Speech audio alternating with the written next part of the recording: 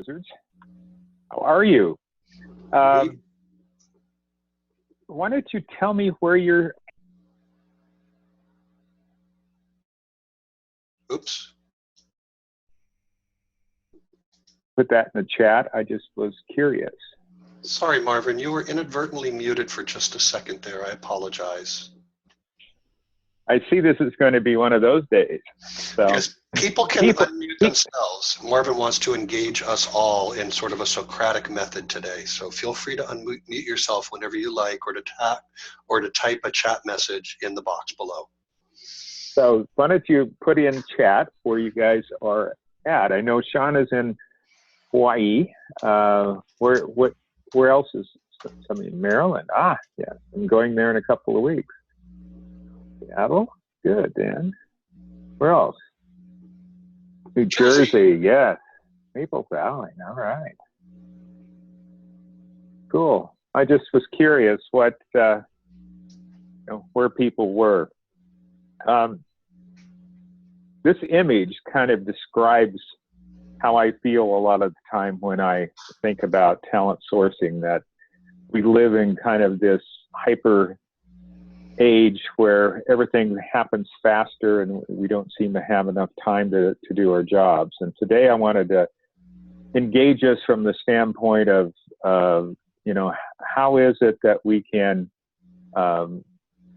learn our jobs, to be better at our jobs, and to engage our target audiences. And so the first thing I want us to do is to think about what it's like to engage our audiences. And so imagine that you have a gathered group of people in front of you. It's your target audience that you're trying to reach as a recruiter or as a sourcer.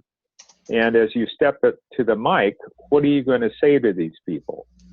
And one of the things that I wanted to do today is sort of give you that impression of how I think about this, and then at the end, turn it around and let you present that yourself. One of the things that we think about, at least I think about, is how I engage the digital era. And I've actually been involved in sourcing since the Stone Age.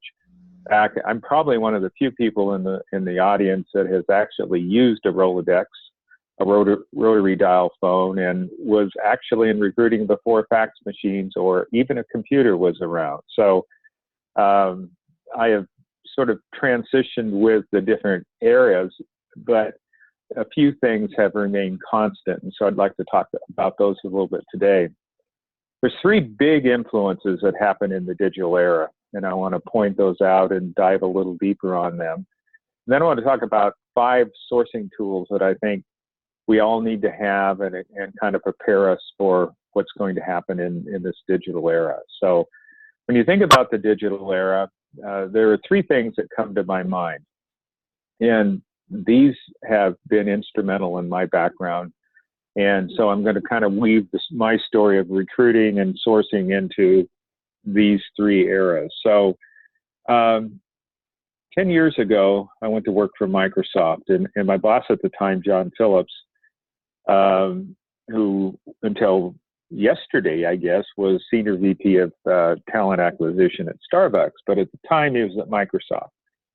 And he offered me an opportunity to think about talent acquisition and think about specifically sourcing and where we're going to find the people that we're going to need in the entertainment devices business at Microsoft for the next 3 to 5 years. And I'll tell you, that was the biggest transformation I ever went through.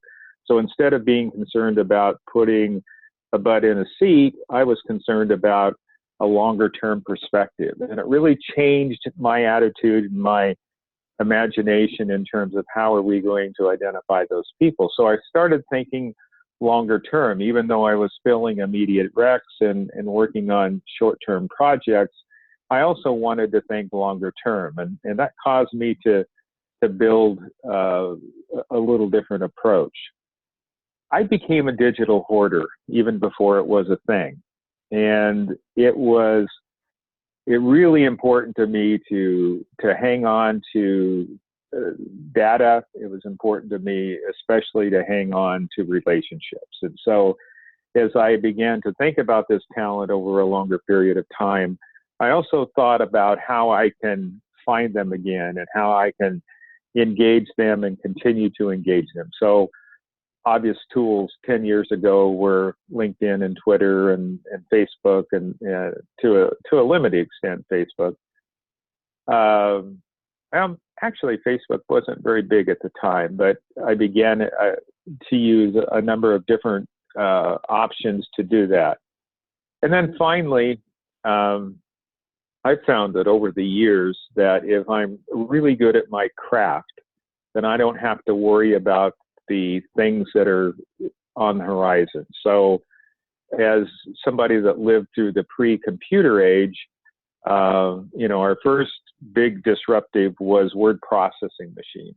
And most of you probably don't know about those, but they were a precursor to the personal computer. They allowed us to do a lot of different mail merges, and direct mail was a big thing back in the 80s. As we moved into the computer age, and the rumors at that time is the computers were going to take away the recruiting jobs, and it turned out they didn't. And now we know that the robots and the artificial intelligent opportunities are on the horizon. And I can tell you safely that if you are really good at your craft, you don't have to worry about robots or anything else. So today, I want to talk at a high level about a strategy for this digital era that we live in. When I think about the recruiting process and the sourcing process, and I'm going to pull out some things in this slide to talk specifically about sourcing, but in general, if we think about the recruiting process at an oversimplified area, the first area is that what I call explore. This is where we begin to think about our talent, our target audience, and who the talent is. And one of the things that I've learned is it's not about me, it's about them. And that's kind of a cornerstone of how I think about doing business in this social era that we're in. Secondly, I've always discovered in the time that I've been involved in recruiting and sourcing that it's really all about the numbers. So if you can figure out and reverse engineer how many people it takes to talk to make a hire, it's always a safe place to be, because you can kind of anticipate the work that you have to put into it, if that makes sense. Engage people is really what it's all about today. That's probably the toughest thing that we have to do today, is to get people's attention. And I've been a believer that if you have a process and you trust that process, then you'll be rewarded and you'll fill the positions that you've been asked to fill. The biggest change in the last decade for me is that we've moved away from this transaction place that we found ourselves in. If you think about an ATS, if you think about sometimes even CRMs, they're geared towards a transaction. You have a job, you want to find people, you put the people in it, you fill the job, and then you move on and start that process over again. And I refer to it as apply and goodbye. And that's until about 5 years ago, most of us operated that way. But we've kind of moved now to looking for silver medalists, and we're looking for other people that are part of this target talent audience that we're working with, whether we call it a pool or a pipeline or however we look at it, is the ability to nurture that talent. I do some specific work in talent communities, and that is really the backbone of how we operate is to think about the potential of that group of people that make up an affinity and how can we relate to them over time. And then finally, we onboard the people. And it's really more than onboarding anymore. I've been reading about inboarding, of how we get people to become part of our culture and engage in our company. And then, of course, the offboarding is going to become much more important as we look to the future, because we know that the candidate life cycle lasts a lot longer than just working for us. There's boomerang strategies and other things like that. So this is how I think about the digital era and our strategies and how we should look at things.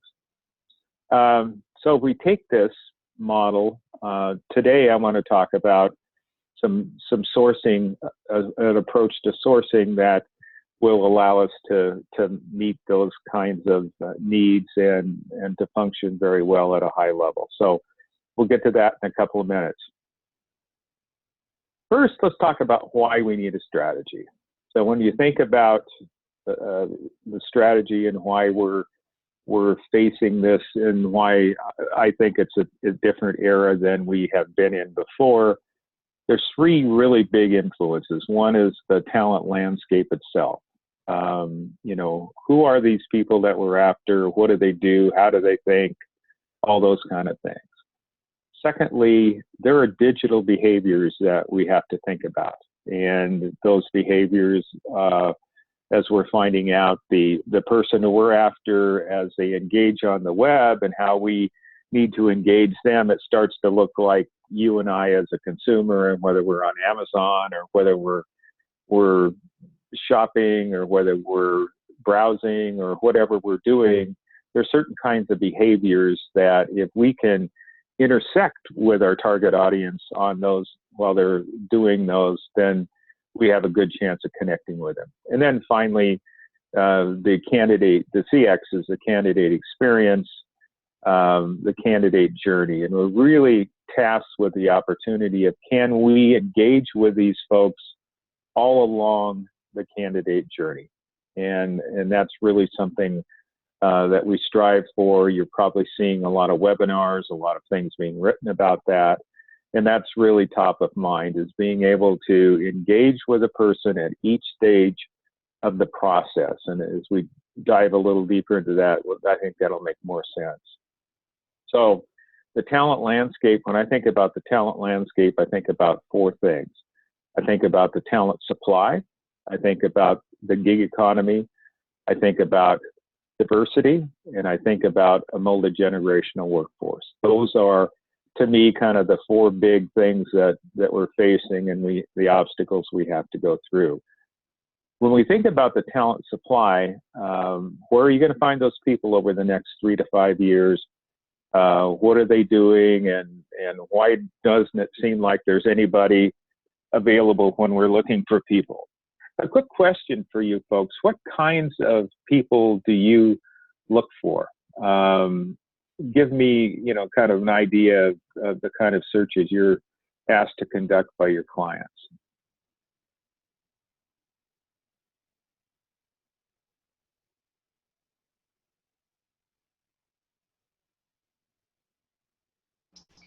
Folks, all you have to do is unmute button. Technical sales, consultants, architects. Wow, good diversity. What else are you doing? Kind of people.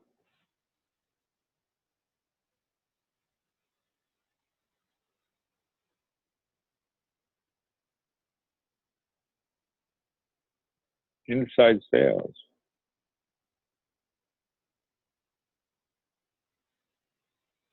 And I assumed everybody looked for software engineers because that seems to be high demand, but great. Any others?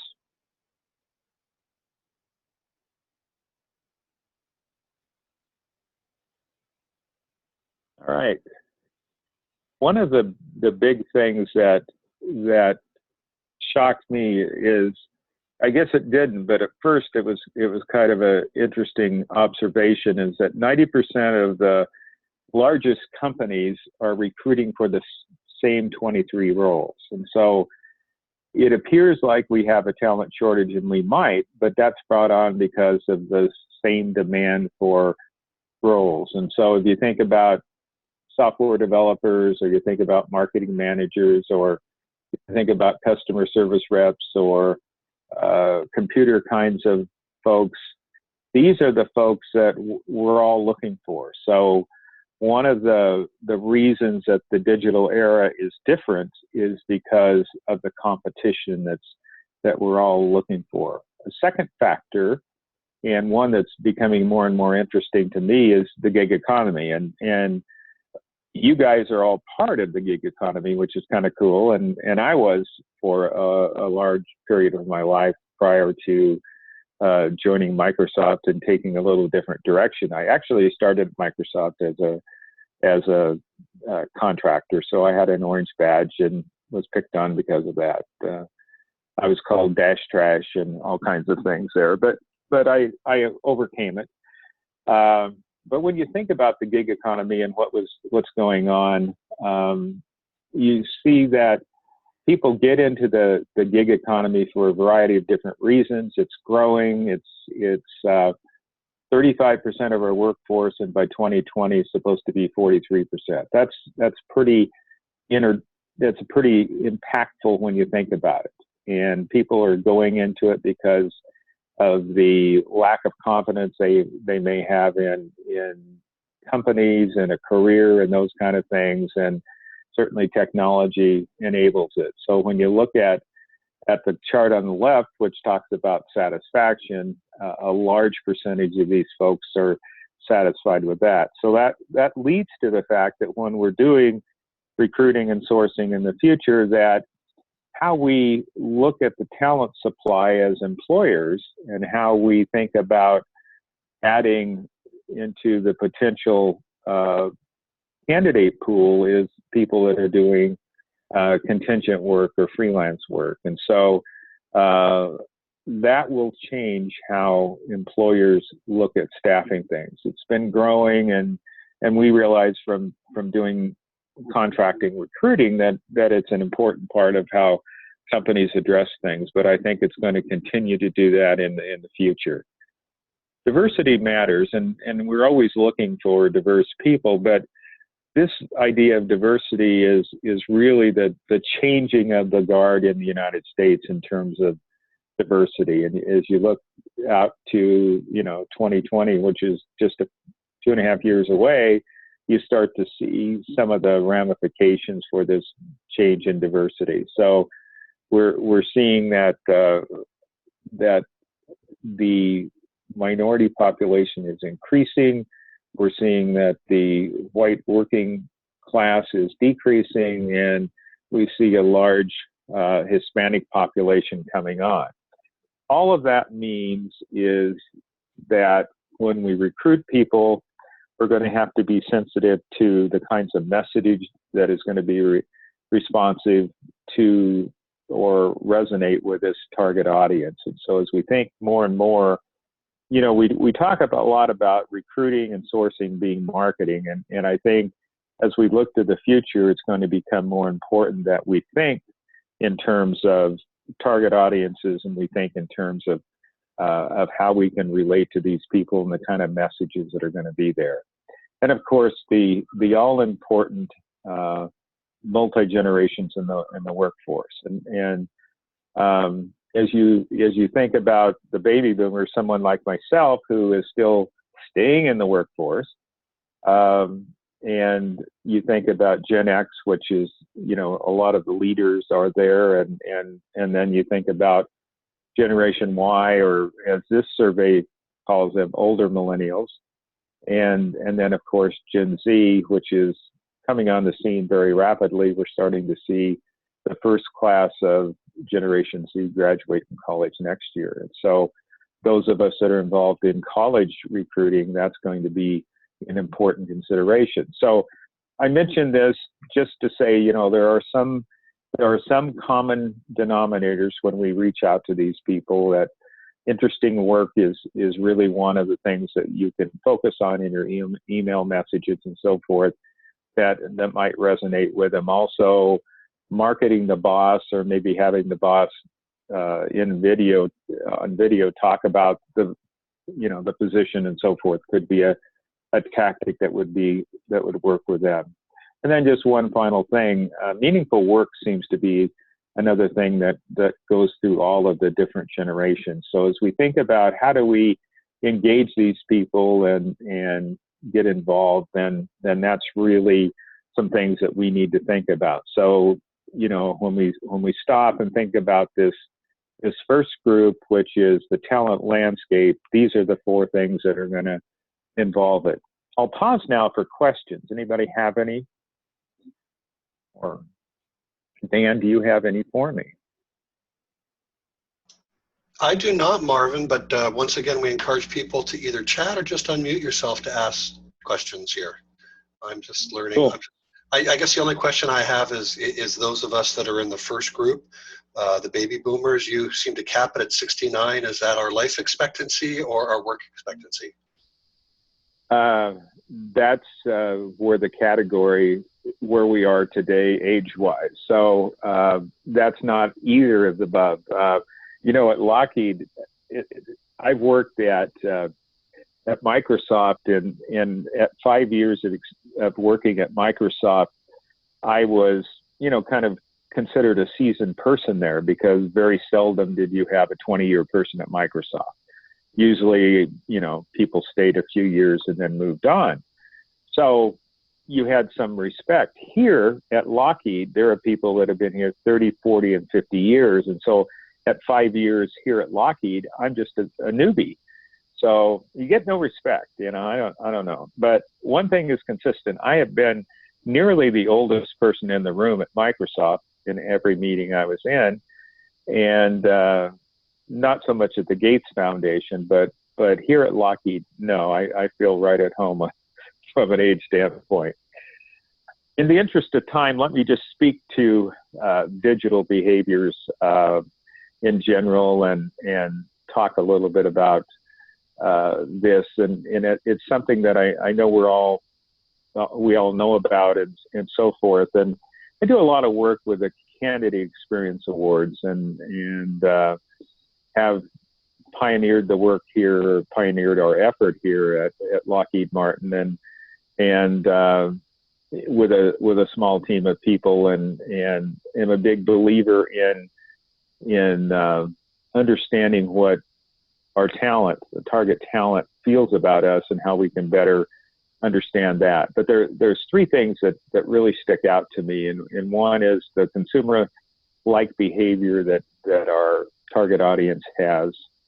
Secondly, that people love to do their own research. In fact, that people were finding make up their mind about a brand even before they talk to us. And then finally, and consistently over the years, it's really about trust and how we build trust with our target audience. So if you think about the consumer-like behaviors, I think always about Glassdoor and the surveys that people write after they experience us. Indeed has some of that. LinkedIn will be adding that to their variety of services they have. So it's people going out into the web, searching on Google, and we've all made those adjustments and so forth. And we think about keywords, and we think about all those kind of things as we write ads. People love to do the research and find out about ourselves, find out about people. So they're going to the social review sites, and they're going to a variety of different places. So we're taught that the best way that we can to serve these target audiences is prepare in advance the kind of information that they're going to want to see. So we're taught about transparency. People want to know what it's like to work at an organization, and you're seeing more and more of the larger brands and even the smaller brands using the employee as a brand ambassador and talking about day in the life and those kind of things. So we're really cognizant of that. And then finally, it's really a matter of that trust I was talking about. Who do you trust? And what we found out is that the corporate message isn't heard as trustworthy any longer, that people will believe absolute strangers from their experience. So you think about Glassdoor and its impact. You think about Amazon and how we buy things. we believe the reviews of people that are total strangers over what Amazon might say. And so it's caused us to kind of rethink the way we approach our target audiences. And to be honest, larger companies have struggled in the talent acquisition area doing that. When I was at Microsoft, our marketing people were on top of it right away. But it took a while to get to talent acquisition. And when you think about building trust in the social channels and what people are allowed to say and so forth, when I came to Lockheed, some of the concerns at that time were a reluctance to get involved in social media. We had a corporate message, and we have a large and very effective corporate communications department. We still lag a little bit in terms of allowing that authentic kind of conversation to come naturally. There's a lot of hoops that we have to go through to do that. So, and I'm sure to a varying degree, each of you experience the same thing. The final trend is to think about what that target audience needs. And so as we think about the landscape, then we've looked at our digital behaviors, and now let's think about the needs of the people that are going to be involved in that. Three things that are useful to me when I think about this is one, we have to think about what career stage our target audience is in. And then the second area is, we're told that everybody is open to a new gig. And, so we turn around, and because of that data, we keep advertising and spending all our efforts there, and we're not getting the people, and we wonder why. And so we'll look at some data that will kind of explain why. And then there's the customer, the candidate experience on their career journey, and how we can better relate to those. And so I wanted to just jump into a little bit of data as we think about these different career stages. I tend to think of my target audience in four areas. One is there's a group of people, and that's roughly 20% or 22%, I think. And this is the corporate executive board data. And so they categorize as active, semi-active, passive, and then people that aren't looking at all. And that last category is about 18%. So in their data, 82% of the target audience is looking or open to listening to you at any one time. The challenge is, as I said, we sometimes rely on advertising, and because we hear the words, from our different vendors that are job boards, or they have job boards buried in their other services like a Glassdoor or a LinkedIn, and indeed, all we need to do is advertise more, and we'll get to the people. And because a lot of those people are passive, then they make the argument they're passive. Well, what's not resonating, or what hasn't been, I think, articulated enough, is we need to have messages that will go down to each level. And I use the word penetrate in the different filters that people put up. And so as you look at this group of active people, and again, this is the CEB information, that they talk about the different ideas and the different approaches that would resonate with these people at each stage of their career journey. So, as you think about this is one of the things that, whether you're doing email marketing or email recruiting, or whether you're having conversations with these people, kind of take this and this messaging to heart, and see if that doesn't resonate with these target audience at each stage.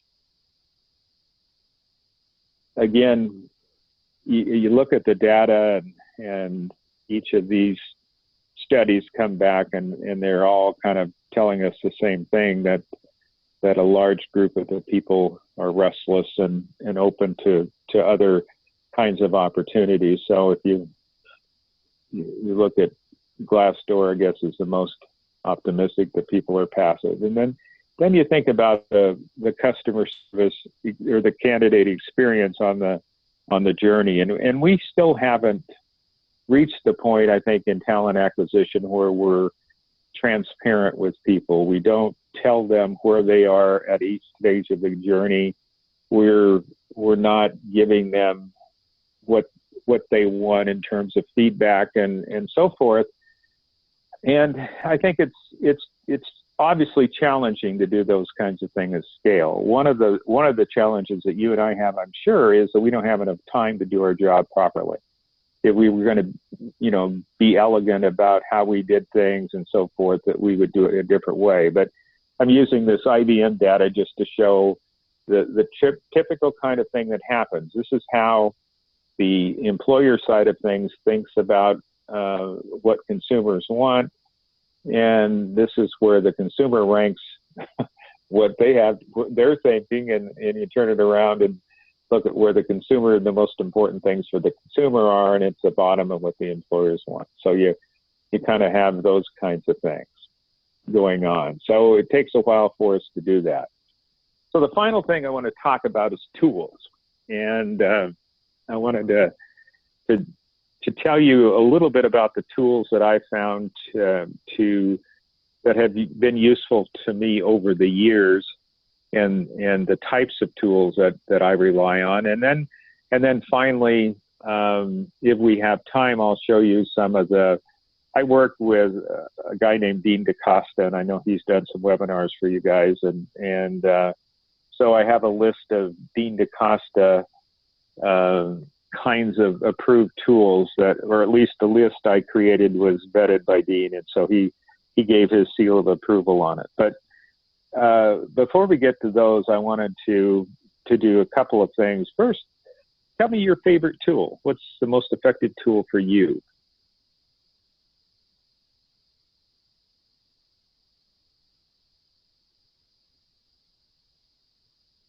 Any takers?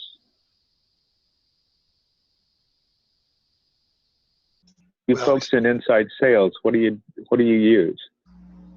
Archel? I do too. LinkedIn, okay. What else?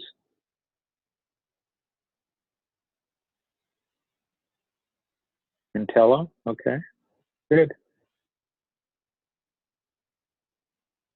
Archel, LinkedIn. Profit Hunter, okay. Good, thanks. And because I've done this for a while, I tend to think about tools in 5 segments. I think about the talent landscape, so it ties back into, really that explore, the first module of what we're talking about is who are these people? What do we need to know about them? And then there's a variety of search tools, and then there's the scraping and parsing tools and data aggregation tools, and then CRM. So I'm not dealing too much on the nurture side. I'm looking at really up to how we engage people. So these are the tools that we'll get to, but I wanted to dive into a couple of things that I'm really biased about. And I think the first thing is organizational tools. And so because I grew up with the PC world and not the Mac world, I'm kind of predisposed towards Microsoft products. And, these are all free and available to you. Google has a fine group of products as well. And many people use those, and I do as well, but probably a little bit more oriented toward Microsoft. Probably the tool that I can't live without is OneNote. And OneNote is something that I use, all the time. And, I started using it when I was a contract recruiter, because I needed to be able to, work from different locations and share it to the cloud and those kind of things. So obviously many of us have restrictions on what we can share now and firewalls and those kind of things. But if you're working, from multiple computers, it's really handy. I believe in using a bit.ly or a URL, because that's a way that we can track our metrics. And so just by putting that into letters and emails that we send and so forth, we need to be able to map our success. So I strongly encourage that kind of tool. And then, of course, emailing, which is really important to us. I use Outlook for that. A few years ago, I started to move away. There's really two things that I'm going to talk about now, and one is how that we can expand sort of the intake meeting as a recruiter or sourcer to think about some other things other than what the hiring manager wants in that position. And it really helps us as we go through the process if we understand, the person and the people that are in that, and what are their goals, and when you think about where they live and what they're about and their values and so forth, the who these people are is something that's very important. How can you communicate with them effectively? Where do they live? Where do they hang out online? And, how do they want to be messaged and communicated with? And you get into the diversity and the multi-generational kinds of things when you think about that. And, what are their behaviors? How do they look for a job? And, what makes them want to look for a job? What happens in that process? And so there's a lot of things that I think are very, very important that we need to have. And for years, I've used, kind of a form that I developed myself that allows me to track things, because, when I was a contract recruiter, I needed that. I needed to have, sort of my own checklist to think about. And when I was moving from position to position or company to company, that became very important to me. And so the first thing that I try to develop is this talent persona. I put some links to some other ones that are fine and have been developed by vendor partners out there, and they're all free, and you can get an idea of how other people think about it, and some are simple and some are complex. But I think as somebody that's part of the gig economy and a contingent worker and so forth, this will really serve you well as you go forward with things. The second thing that I've been using for about 20 years or so is a talent sourcing checklist. So when I was a third-party recruiter, I wanted to make sure that I covered every search and that I had a list that I could follow, and I would go through and sort of, check the box on where I've gone to look for things. So this is one that I would use at a corporate where, there's an ATS and, many of us have CRMs and just go through this checklist in terms of, what have I done? Have I looked at the different professional associations? Have I gone to the right websites and think about the different blogs and the indirect people and, the indirect places that we can find people. And I think it's really important to do that. Also, and this is kind of interesting. I had a long conversation with Glenn Cathey, not name dropping, just it was one of those evenings at SourceCon, and I was talking about, I had in my role at different times as a founder of Sourcing 7, it's a local community here in Seattle for talent sourcers. I was interviewing some really famous people that are well known in talent sourcing, and ask them each, how do you keep track of things, and how do you have how are you organized? And most of them were organized in their head.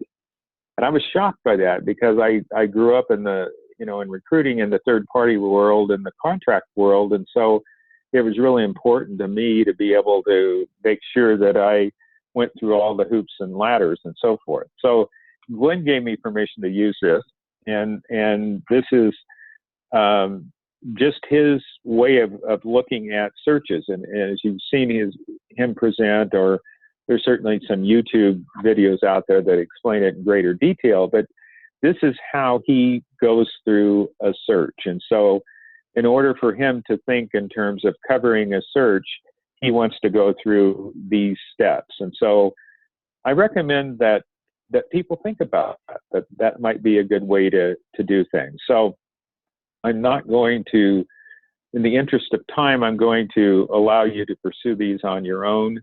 I have a variety of different resources here. These are the tools that I use when I, look at the talent landscape. Most of these are free or have free versions of them. Stack Overflow, for example, is really interesting. So when you think about talent and where people live, we've always thought about, the Silicon Valley, the Austin, Boston, North Carolina Research Triangle, Seattle, those kind of things. But as you think about developers, it looks like that area has expanded quite a bit now. So some of the data is really useful.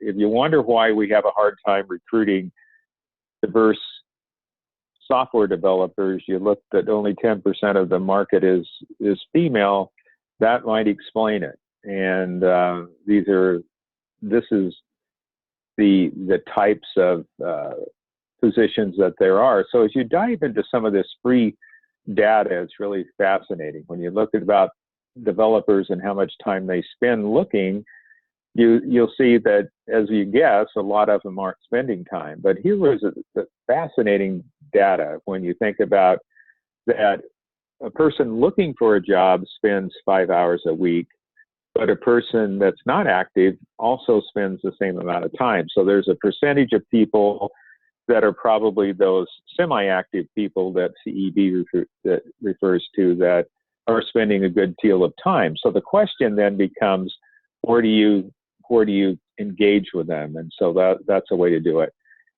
I like to automate as much as I can. And so I use a lot of digital alerts.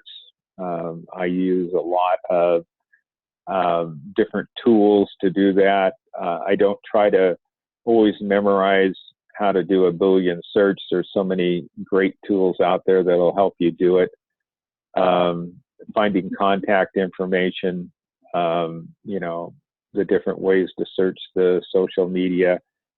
I absolutely have to have a scraping tool that will allow me to consolidate the data I have. I want to aggregate it together. Some of you, I noticed, used Intello. Hiretual is one that's becoming, you've kind of seen that if you go through the slides on a reoccurring basis.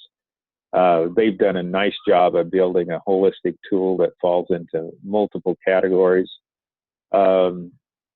Many people are not taking advantage of this, but there's free CRMs out there. And I think that's really important. So much of our recruiting time is spent with email. This subjectline.com gives us an idea of what is possible and what would be attractive, and gives you kind of a check and balance on whether you're writing the attractive subject line, because that's really in the first 3 seconds that somebody looks at an email, you have 3 seconds to capture their attention and get them to click to open it. And the subject lines are very important to that.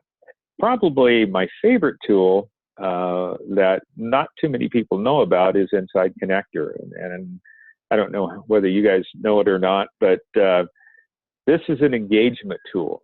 And if you take the data that says 20% of emails that are sent in recruiting and staffing are looked at and clicked on to open. So 20%, so 80% are failures, and only 2% are then there's a click through on it. For me and my teams that I support, we run about a 50% open rate and about a 20% click through rate. So this is an engagement tool, and it's pretty nifty. It's not free, but it's reasonable. So, questions. What do you guys have for me? Or as we have a few minutes left, I'll turn it back over to Dan, and he can open things up. Folks are welcome to unmute themselves and ask questions. We've got Marvin here. I'm sure there's a lot of questions out there, so I'm going to let you folks who are the professional recruiters and sourcers weigh in. Anybody?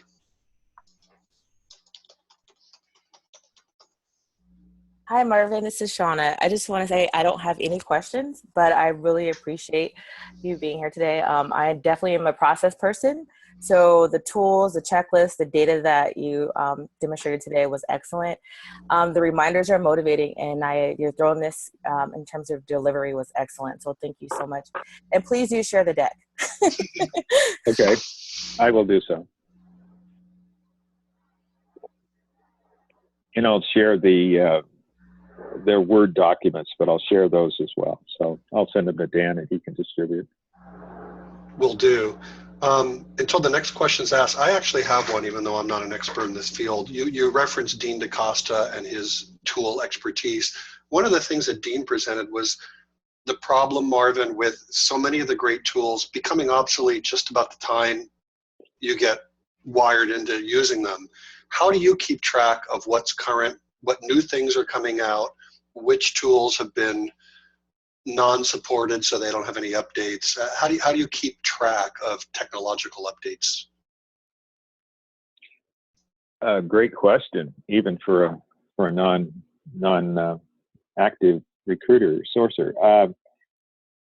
I usually don't try to chase all the tools that Dean chases. First and foremost, I find something that works and use it. Some people refer to it as chasing the bright, shiny object. I don't do that. I read. I belong to 2 or 3 Facebook groups that sourcers, are their communities. They're, you can ask questions about different tools and that sort of thing. I usually have 2 tools, that, my preference and then a backup. That does the same thing. And they do come and go, but a lot of them have stood the test of time. And to me, it's more, if I ask you what my favorite tool was, it would be us, because of our minds and our creativity. And so I think it's more how we approach things than the tool that actually does the work itself. If that makes sense. It's you are the indispensable one. You know what's going to happen. You have to provide the information. So it used to be the hardest thing we had to do was to find the people. The internet solved that. We can find the people. Now the challenge is finding a personal email address. That we can have different algorithms that will give us a or a work email address, or at least guess, and it's probably 70 to 80% correct. But if you get a home address, the chances of them reading that double.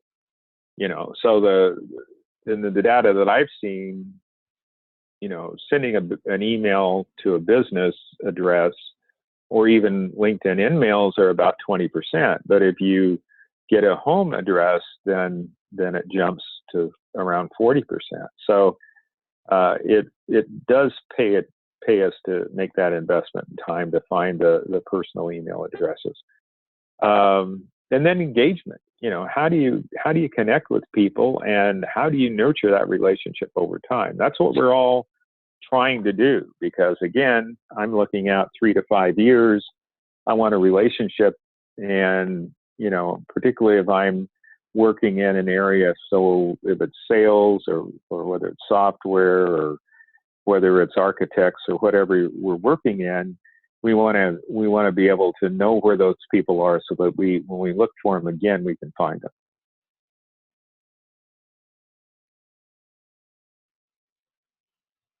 Make sense? It does indeed. Thank you for elaborating. Folks, Marvin will give us the time. If folks have other questions, please speak up now. He has also welcomed you folks to engage with him directly, and there's some links on there for connecting via LinkedIn and personal email, although that's actually your work email, right? Lockheed Martin Co. Marvin, Yeah. Please do connect with Yeah. Marvin on LinkedIn as well. There were many folks, of course, who could not join us today, who are going to probably reach out after they review this video in their free time and have a chance to view the deck. So you may see that there's a lot more people interested in what you shared with us today than were just able to attend today. But I guess as an auctioneer, I'm going to say going once, going twice. Does anybody else have any other questions they'd like to ask Marvin while we have him here? You're welcome to unmute yourself, or I guess not. Marvin, thank you so much for giving us this time today. I learned a lot. Hopefully everybody else benefited from this as well. If nobody has any other questions, I hope everybody has a great rest of their day and great week, and thank you for joining us. And Marvin, thank you again for taking your time to present us today. You're very welcome. Thank you. Enjoyed it. Thanks, everybody.